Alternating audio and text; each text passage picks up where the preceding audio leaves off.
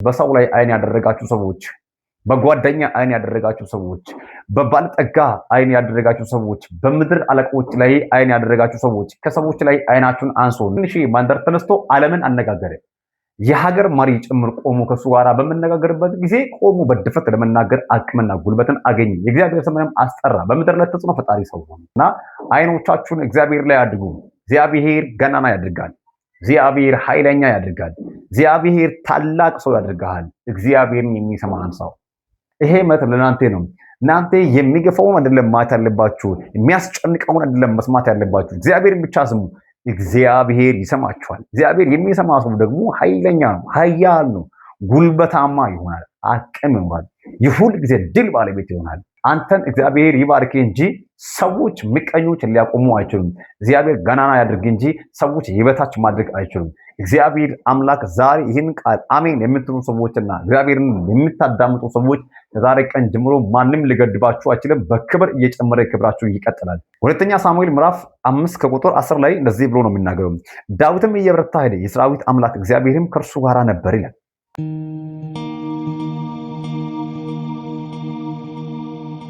ሰላም ጸጋ ይብዛላችሁ። በመላው ዓለም የምትገኙ ቅዱሳን የእናንተ ወንድም ፕሮፌት ነኝ። የክራይስት ኮሚኒቲ ኢንተርናሽናል ቤተክርስቲያን መስራችና ባለራዕይ ዛሬ አንድ አጭር መልእክት ወደ እናንተ ይዤላችሁ መጥቻለሁ።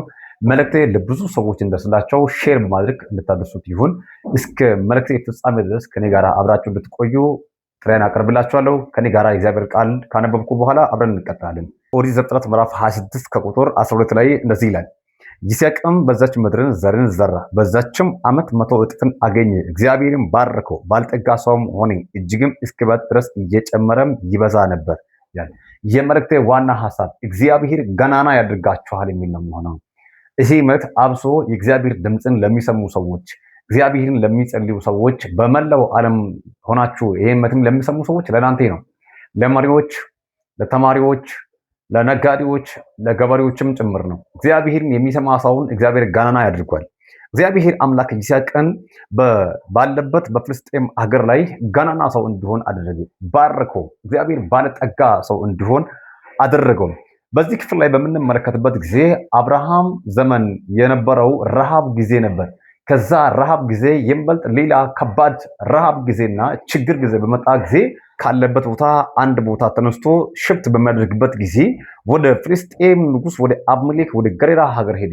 ይስሐቅ በሄደበት እዛው ምድር ላይ እግዚአብሔር አምላክ ለይስሐቅ ተገለጠለትና እንደዚህ አለው፣ ወደ ግብፅ ምድር አትውረድ፣ እኔ በምልህ ምድር ተቀመጥ እንጂ በዚህ ምድር ተቀመጥ፣ ከአንተም ጋር እሆናለሁ፣ እባርካለሁ፣ እነዚህንም ምድሮችን ሁሉ ለአንተም ለዘሬም እሰጣለሁ፣ አባትህ ለአብርሃም የማለለትን ማላ አጽናለሁ አለ።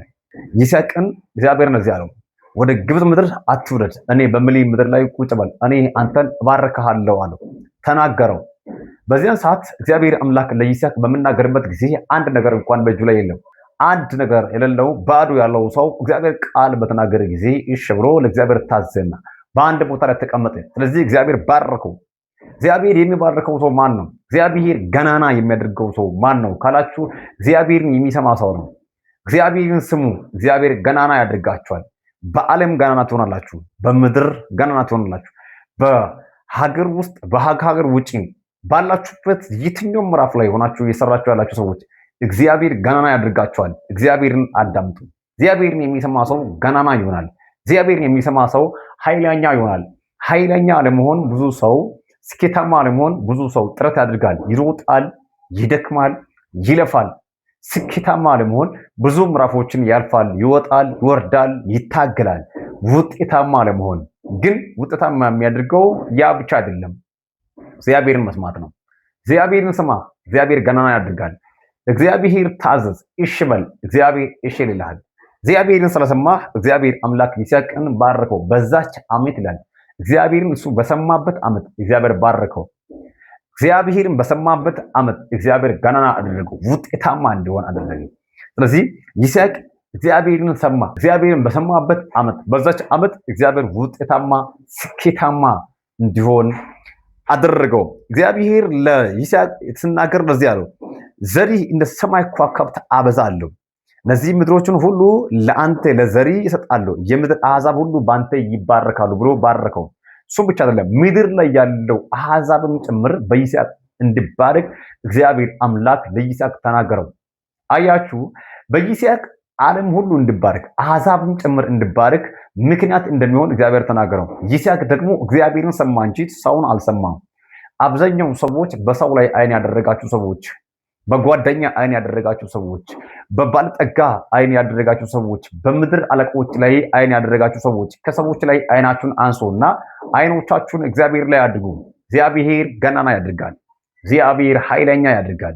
እግዚአብሔር ታላቅ ሰው ያደርጋል። እግዚአብሔርን የሚሰማን ሰው፣ ለእግዚአብሔር የሚታዘዝ ሰው፣ እግዚአብሔርን የሚሰማ ሰው ሁልጊዜ ገናና ይሆናል። ይስሐቅ እግዚአብሔርን ስለሰማ እግዚአብሔር ገናና አደረገው። እግዚአብሔር እንደዚህ አለው፣ ይስሐቅን እንደ ሰማይ ከዋክብት በምድር ዳር እንዳለ አሸዋ ዘርህን አበዛለዋል። ያን ቃል የሰማው ይስሐቅ እሺ አለና ተቀመጠ። ስለዚህ እግዚአብሔር ባረከው። ቁጭ በል በተባለበት ቁጭ አለ፣ ተቀመጥ በተባለበት ተቀመጠ። ስለዚህ እግዚአብሔር እሱ በተቀመጠበት ባረከው እንጂ ሌላ ቦታ ሄዶ አይደለም። ወደ ግብፅ ምድር አትውረድ፣ እኔ በምልህ ምድር ላይ ቁጭ በል፣ እኔ አንተን እባርክሃለሁ አለው። ባለጠጋ ሰው አድርጋለሁ አለው። በእርግጥም እግዚአብሔር አምላክ የተናገረውን ቃል ይስሐቅ ሰማ። ስለሰማ ደግሞ እግዚአብሔር ባረከው። ዛሬ አንድ አማኝ በኢየሱስ ስም ይህ ቃል ያገኛል። በዚህ ቃል ትጎበኛል። በዚህ ቃል ትደነቃል። በዚህ ቃል በኢየሱስ ስም ስልጣን በተአምራት እግዚአብሔር አምላክ ገናና ያደርጋል። እግዚአብሔርን የሚሰሙ ሰዎች ገናና ይሆናሉ። እግዚአብሔርን መስማት ያስፈልጋቸዋል። ስለዚህ እግዚአብሔር አምላክ ይስሐቅን ባረኮ። በዛች ዓመት ዘርን ዘራ። እግዚአብሔር በሰማበት ዓመት፣ እግዚአብሔርን በታዘዘበት ዓመት፣ እግዚአብሔርን ቃል እሺ ባለበት በዛች ዓመት ይስሐቅ ዘርን ዘራ። ያለበት ሰው ሀገር ነው። የሚዘራው በሰው ማሳ ነው። በተሰጠው በትንሽዬ ማሳ በዘራ ጊዜ ግን ብዙ ሰዎች ያላገኙትን እጥፍ የሆነ በረከትን አገኙ። እጥፍ የሆነ በረከት ለማግኘት፣ እጥፍ የሆነ ስኬት ለማግኘት፣ ገናና ሰው ለመሆን፣ ከፍ ለማለት ከፈለጋችሁ እግዚአብሔርን ስሙ። እግዚአብሔርን የሚሰማ ሰው ገናና ይሆናል። እግዚአብሔርን የሚታዘዝ ሰው ገናና ይሆናል። እግዚአብሔርን የሚፈራ ሰው ገናና ይሆናል። እያሸነፈ ይቀጥላል። እግዚአብሔር አምላክ ባለጠጋ ሰው አደረገው፣ እጅግም እስኪበልጥ ድረስ እየጨመረም ይበዛ ነበር። ቀጣይነት ያለው ስኬት፣ ቀጣይነት ያለው ውጤት፣ ቀጣይነት ያለው ስኬታማ ቁልፍ በእጁ ላይ ይዞ ይስሐቅ ቀጠለ። ይስሐቅ በቀጠለ ጊዜ እግዚአብሔር አምላክ ከእርሱ ጋር ነበር። እየጨመረ ቀጠለ። ግፊት አይደለ የለም ማለት አይደለም። ግፊት አለው። የሚገፋ ብዙ አይነት ነገር አለ። እየተገፋ እየጨመረ፣ እየተሰደደ እየጨመረ፣ እየተኮረኮመ እሱ ግን እየጨመረ ቀጠለ። ሰዎች መንገድ እየዘጉ፣ ሰዎች ምንጩን የደፈኑበት፣ ሰዎች እሱን እያሳደዱ፣ እሱ ግን ሊያቆም አልቻለም። ቀጠለ፣ በኃይል ቀጠለ። አንዳንድ እየተገፋችሁ ያላችሁ፣ አንዳንድ በብዙ ሰዎች እየተገፋችሁና እየተጨነቃችሁ ያላችሁ ሰዎች ይሄ መልእክት ለእናንተ ነው። እናንተ የሚገፋውን አይደለም ማለት ያለባችሁ፣ የሚያስጨንቀውን አይደለም መስማት ያለባችሁ። እግዚአብሔርን ብቻ ስሙ። እግዚአብሔር ይሰማችኋል። እግዚአብሔር የሚሰማ ሰው ደግሞ ኃይለኛ ነው፣ ኃያል ነው፣ ጉልበታማ ይሆናል፣ አቅም ይሆናል፣ የሁል ጊዜ ድል ባለቤት ይሆናል። ይስሐቅን እግዚአብሔር ባረከው፣ ገናና ሰው አደረገ። የበግ የላም ከብትም ሎሌዎችም እጅግ በዙለት። ግን የፍልስጤም ሰዎች ቀኑበት ይላል። አያችሁ፣ እግዚአብሔር ሲባርከው እሱ የተባረከ ሲሄድ እግዚአብሔር ገናና ሲያደርገው ምቀኞችም አብሮት ተነሱ፣ የሚገፉትም አብሮት ተነሱ። እሱ ግን እግዚአብሔርን መስማትን ቀጠለ። እግዚአብሔርን በረከት ቀጠለው፣ ምቀኞቹም ቀጠሉ፣ እሱም ቀጠለ። ምቀኞች ሲገፉ እልፍ ስል እግዚአብሔር ጎበኘው። ሌላ ምንጭ፣ ሌላ በረከት እግዚአብሔር አምላክ አሳልፎ ሰጠው። አንተን እግዚአብሔር ይባርክ እንጂ ሰዎች ምቀኞች ሊያቆሙ አይችሉም። እግዚአብሔር ገናና ያድርግ እንጂ ሰዎች የበታች ማድረግ አይችሉም። እግዚአብሔር አምላክ ዛሬ ይህን ቃል አሜን የምትሉ ሰዎችና እግዚአብሔርን የምታዳምጡ ሰዎች ከዛሬ ቀን ጀምሮ ማንም ሊገድባችሁ አይችልም። በክብር እየጨመረ ክብራችሁ ይቀጥላል። በኃይል እየጨመረ ስኬታችሁ ይቀጥላል። እግዚአብሔር ውጤታማ ያደርጋችኋል። እግዚአብሔር አምላክ ከእርሱ ጋር ነበር። ሰዎች ግን ቀኑ፣ እየቀኑም እያባረሩ፣ እሱ ግን ቀጠለ። ከቁጥር 18 ላይ ሄደን በምንመለከትበት ጊዜ ይስሐቅም በአባቱ በአብርሃም ዘመን ፍሯቸው የነበሩትን የውሃ ጉድጓዶችን ደግሞ አስቆፈረ። አብርሃም ከሞተ በኋላ የፍልስጤም ሰዎች ደፍኗቸው ነበርና አባቱ ይጠራቸው በነበረው ስም ጠራቸው። የይስሐቅም ሎሌዎች በሸለቆ ውስጥ ቆፈሩ፣ በዚያም የሚመነጭ የውሃ ጉድጓድን አገኙ ይላል። አያችሁ፣ በአባቱ በአብርሃም ዘመን ፍልስጤም ሰዎች ደፍኖ የነበረውን ያንን ምንጭ ድጋሚ አስቆፈረ ይስሐቅ። በዚያን ጊዜ የሚመነጭ የውሃ ጉድጓድን አገኘ። አያችሁ፣ መጀመሪያ በአባቱ ዘመን አባቱንም የገፉ ሰዎች ድጋሚ ልጁን ይስሐቅን ገፉ። ያኔ ተደፍኖ የነበረውን ምንጭን ድጋሚ ባስቆፈረ ጊዜ ምንጭን አገኘ። አያችሁም? ከዛም እሱ የሚመነጭ የውሃ ጉድጓድን ካገኘ በኋላ ቁጥር 20 ላይ የገሬራ አገር እረኞች ከይስሐቅ እረኞቹ ጋራ ውሃው የኛ ነው ስሉ ተከራከሩ። የዚያችንም ጉድጓድ ስም ይስሐቅ ብሎ ጠራት፣ ለእርሷም ስሉ ተጣልቷልና ይላል። አያችሁ፣ እግዚአብሔር አምላክ ሲጎበኘው ተጣሉት፣ ገፉት፣ ተመቀኙት። እሱ ግን እየጨመረ ቀጠለ። ሊባርካችሁ። ምቀኞችና ክፎች እያሳደዱ በዚህ ዓመት በክብር ትጨምራላችሁ። ክፎችና ምቀኞች፣ ክፎችና ዘረኞች እየቀኑ እግዚአብሔር በድል ያስቀጥላቸዋል። አሜን ስትሉ በሕይወታችሁ ላይ ይሆንላቸዋል። ቁጥር 22 ላይ ሌላ ጉድጓድን ማሱ፣ ስለ እርሷም ደግሞ ተጣሉ፣ ስሟንም ስጥና ብሎ ጠራት። አያችሁ፣ ድጋሚ ሌላ ጉድጓድ እልፍ ብሎ ሌላ ጉድጓድ ሲቆፍር ስለ እርሷም ተጣሉ። እሱ ግን እየሰየመ እየቀጠለ ነው፣ እየጨመረ እየቀጠለ ነው፣ ገናና እየሆነ እየቀጠለ ነው። በጌታ በኢየሱስ ስም ተከራካሪዎች እያሳደዱ፣ እናንተ ግን ላትቆሙ መጨመር ይሆንላችኋል። ተአምራት ሆኖ በእግዚአብሔር አምላክ ተደግፋችሁ ድንቅ ነገር እያያችሁ ትደነቃላችሁ። እግዚአብሔር ያስገርማችኋል። ቁጥር 22 ላይ ከዚያም እልፍ ብሎ ሌላ ጉድጓድን አስቆፈረ፣ ስለ እርሷም አልተጣሉም፣ ስሟንም ሮቦት ብሎ ጠራት፣ እንዲህ ሲል አሁን እግዚአብሔር አሰፋልን፣ በምድርም እንበዛለን አለ። እየጨመረ እንዲጨምር እየበዛም እንዲበዛ እግዚአብሔር አምላክ ከእርሱ ጋር ነበር። የመጀመሪያ ገፉ ካለበት እልፍ ወረድ ብሎ እልፍ አለና በገሬራ ሸቅሮ ቆፍሮ እዛ ቦታ ላይ አፈርን ደልድሎ ተቀመጠ። እዛ ቦታ ደግሞ ሌላ ምንጭ ሲቆፍር ምንጭ አገኘና ይስሐቅ ሲጠራ ሰዎች ክርክር አነሱበት። እሱ ደግሞ ከዛም እልፍ አለ። አሁንም ወረድ ብሎ ሌላ ጉድጓድንም ቆፈረ፣ ስለ እርሱም ደግሞ ተጣሉ፣ ሰይጣን ብሎ ሰየመና አሁንም ደግሞ እልፍ አለ። መልቀቅ ያለበትን ለቆ ደግሞ ሌላ ጋር እልፍ ሲል እግዚአብሔር አምላክ የማይለቀቅና ሰዎች መድፈር የማይችሉበትን ትልቅ ሮቦት የሆነ ምንጭን አሳልፎ ሰጠ። ሰፊ የሆነ ምንጭን አሳልፎ ሰጠ።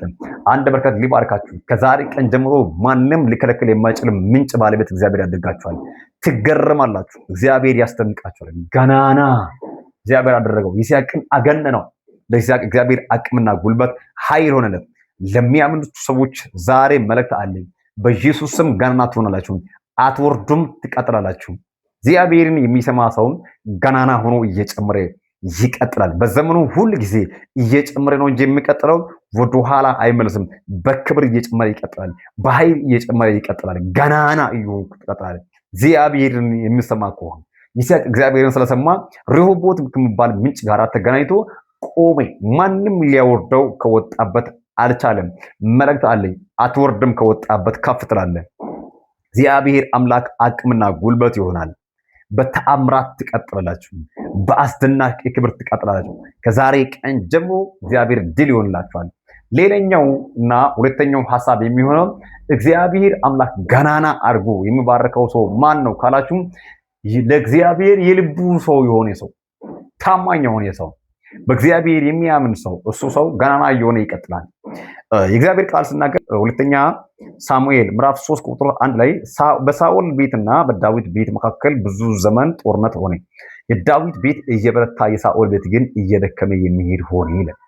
በጌታ በኢየሱስ ስም ከዛሬ ቀን ጀምሮ ቤታችሁ እየጨመረ እየበረታ በኃይል ይቀጥላል። እግዚአብሔርም ከእናንተ ጋር ይሆናል። ዳዊት ለእግዚአብሔር ታማኝ ሰው ነበር። በእግዚአብሔር ፊት ሁል ጊዜ የሚሆን ሰው ነበር።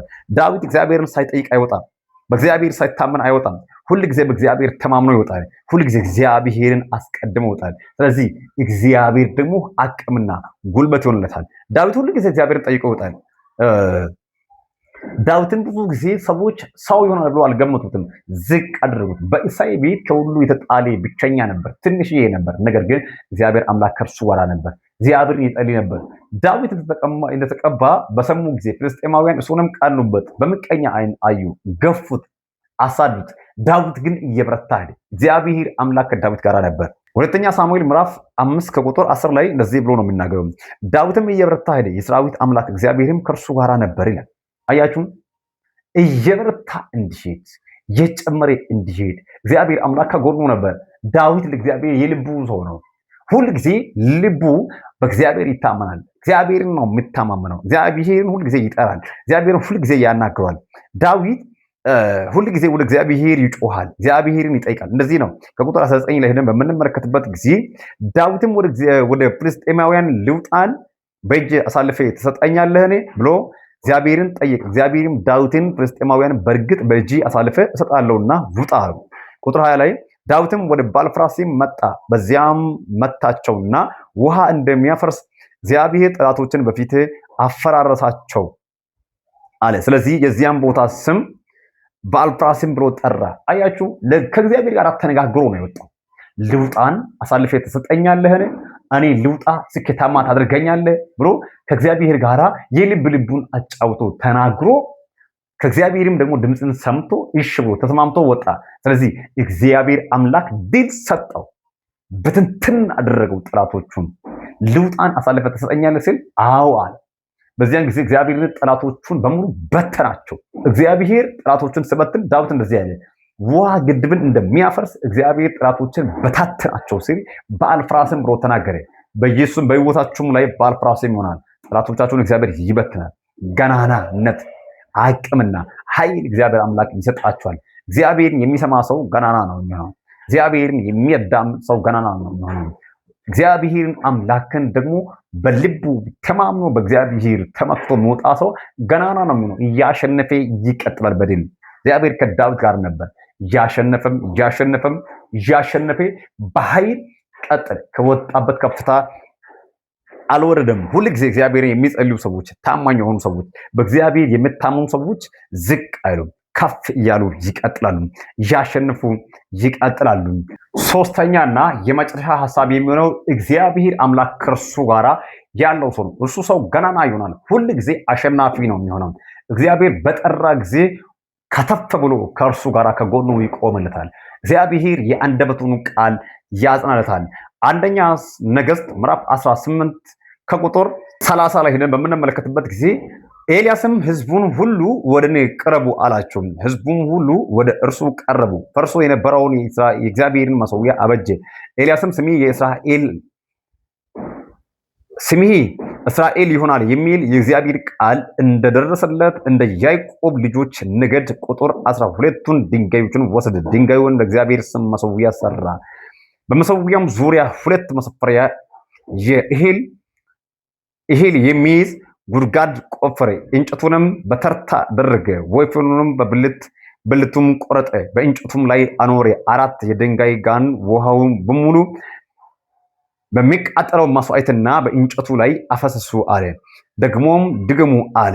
እነርሱም ደገሙ። እርሱም ሶስተኛውም አድርጉ አለ። ሶስተኛውም አደረጉ። ውሃውን በመሠዊያ ዙሪያ ፈሰሰ። ደግሞም ጉድጓዱ በውሃ ሞላ። መስዋዕትም ሰርክ በሚቀርብበት ጊዜ ነቢዩ ኤልያስ ቀርቦ አቤቱ የአብርሃምና የይስሐቅ የያዕቆብ አምላክ ሆይ አንተ በእስራኤል ላይ አምላክ እንደሆነ እኔስ ባሪያዬ እንደሆነ ይህ ሁሉ በቃሌ እንዳደረግሁ ዛሬ ይገለጥ። አቤቱ አንተ አቤቱ አምላክ እንደሆነ ልባቸውም ደግሞ እንድመልስ ይህ ሕዝብ ያውቅ ዘንድ ስማኝ አቤቱ ስማኝ አለ።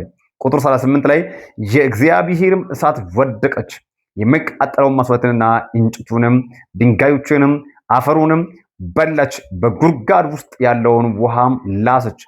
ቁጥር 39 ላይ ሕዝቡም ሁሉ ያንን ባዩ ጊዜ በግንባራቸው ተደፍቶ እግዚአብሔር እርሱ አምላክ ነው አሉ።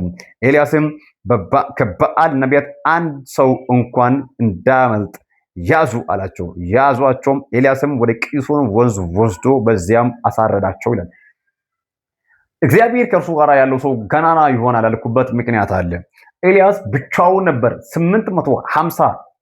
450 የበዓል ነቢያትና 400 የበዓል አጽድን የሚያዘጋጁ ሰዎች አንድ ላይ 850 ተሰባስቦ ከበዓል ጋራ የነበሩ ሰዎች አንድ ላይ ሄዱ።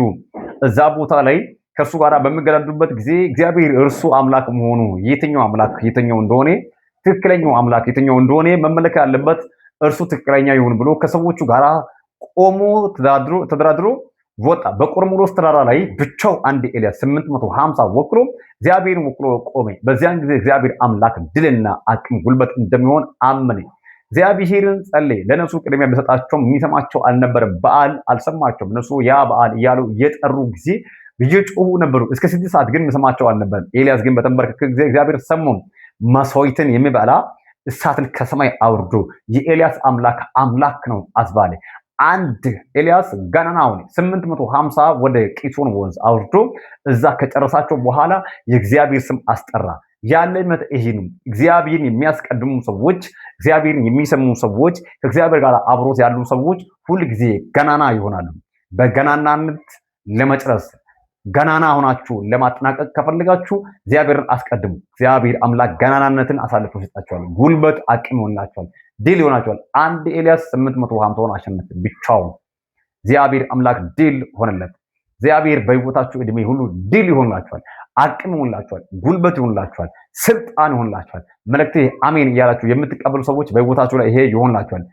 እግዚአብሔር ገናና ያድርጋችኋል ሲል አንደኛ እግዚአብሔርን የሚሰማ ሰው ነው እግዚአብሔር ገናና የሚያደርገው። በሕይወት እድሜ ሁሉ ገናና ሰው ለመሆን ከፈለግ እግዚአብሔርን አስቀድም፣ እግዚአብሔርን ስማ። በሕይወት እድሜ ሁሉ አሸናፊ ለመሆን ከፈለግ እግዚአብሔርን ስማ። ያን እግዚአብሔር ገናና ያደርጋል። ባለጠጋ ለመሆን ከፈለግ ገናና ሰው ለመሆን ከፈለግ እግዚአብሔርን ስማ። ሁለተኛ ሐሳብ ገናና ሰው ለመሆን ከፈለክ መሆን ያለብህ ምንድነው ካልክ የእግዚአብሔር ልብ ሰው መሆን፣ እግዚአብሔርን መስማት፣ እግዚአብሔርን ማወያየት፣ እግዚአብሔርን መጸለይ፣ እግዚአብሔርን ማነጋገር አለባችሁ። በዚያን ጊዜ እግዚአብሔር ገናናነትን ቁልፍ አሳልፎ በእጃችሁ ይሰጣችኋል። ዳዊት እግዚአብሔርን ስለሚሰማ፣ ዳዊት እግዚአብሔርን ስለሚጸልይ፣ ዳዊት እግዚአብሔርን ስለሚያናግር በሄደበት ሁሉ አሸናፊ ሆነ፣ ድል ሆነለት። እየበረታ እያሸነፈ ወደፊት ቀጠለ። እግዚአብሔር ከዳዊት ጋር ነበር። ዳዊትም ኃይለኛ ሰው ሆነ። ሶስተኛና የመጨረሻ እግዚአብሔር አብሮት ያለው ሰው ነው። እሱ ሰው ነው በምድር ላይ ገናና መሆን የሚችለው። እግዚአብሔር ኤልያስ ጋር አብሮ ስለነበረ ተሰሚ ተብሎ ከሚጠራበት ትንሽ ማንደር ተነስቶ ዓለምን አነጋገረ። የሀገር መሪ ጭምር ቆሞ ከሱ ጋር በመነጋገርበት ጊዜ ቆሞ በድፍረት ለመናገር አቅምና ጉልበትን አገኘ። የእግዚአብሔር ስምንም አስጠራ። በምድር ላይ ተጽዕኖ ፈጣሪ ሰው ሆነ። ስለዚህ በሕይወታችሁ እድሜ ሁሉ ተጽዕኖ ፈጣሪ ሰው ለመሆን ከፈለጋችሁ እግዚአብሔርን አምላክን አስቀድማችሁ ውጡ፣ ጸልያችሁ ውጡ፣ አነጋገሩ፣ አብሮት እንዲሆን ጸልዩ። በዚያን ጊዜ እግዚአብሔር ጉልበትና አቅም ይሆንላችኋል። ተባርካችኋል። በሚቀጥለው ጊዜ በሌላ መልእክት እስከምንገናኝ በያላችሁበት ዓለም ዳርቻ ሁሉ ሰላማችሁ ብዙ ይሁን። መልእክት ለብዙ ሰዎች እንደሰራችሁ ሼር አድርጉ። ከኛ ጋራ ቤተሰብ ያልሆናችሁ የክራይስት ሮክ ኮሚኒቲ ኢንተርናሽናል ቤተክርስቲያን ዩቲዩብ ቻናልን ሰብስክራይብ በማድረግ ደወል ምልክቱን ጭናችሁ ከኛ ጋራ ቤተሰብ እንድትሆኑ ከወዲሁ ጋብዛችኋለሁ። እግዚአብሔር በያላችሁበት ዓለም ዳርቻ ሰላማችሁን ያብዛላችሁ። መልካም ቆይታ ይሁንላችሁ። ሻሎም